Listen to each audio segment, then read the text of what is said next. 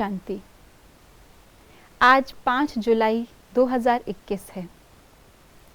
हम आत्माओं का निजी गुण शांति है और परमात्मा के लिए कहा जाता है सर्वशक्तिवान, शांति का सागर।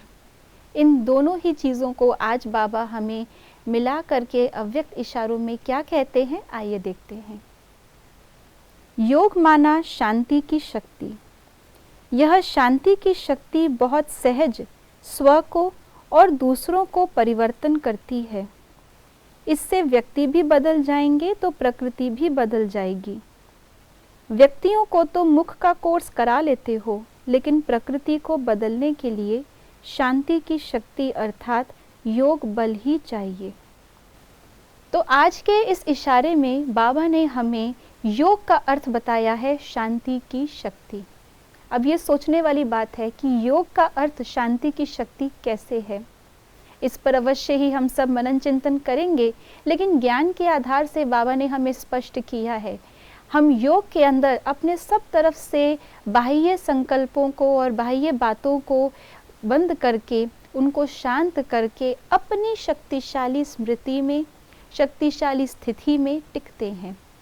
इसलिए योग का अर्थ ही है शांति की शक्ति।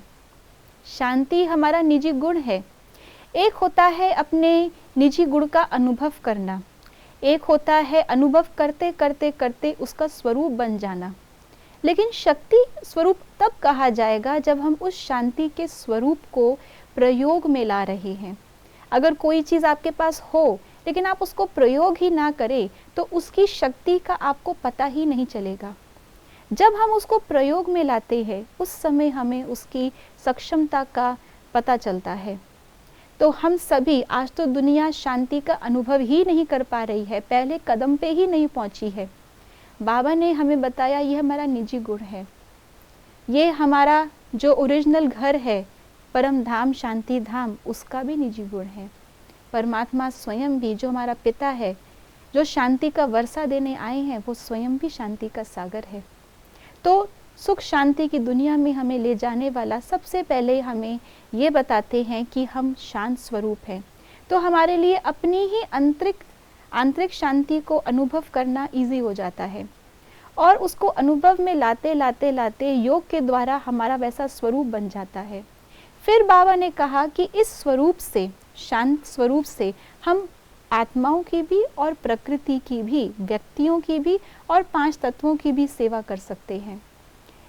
तो हम आत्माओं को तो बोल करके मुख के कोर्स से शांति का अनुभव करा सकते हैं, बता सकते हैं कि ये उनका भी निजी गुण है।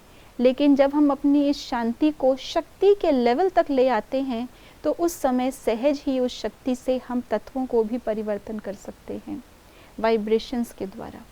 तो आइए अपने शांति के गुण को सिर्फ अनुभव तक नहीं, केवल स्वरूप ही नहीं, लेकिन इसको प्रयोग में लाएं, इस पर एक्सपेरिमेंट्स करें और इस शांति की शक्ति से अपने आप को पावरफुल बनाते जाएं।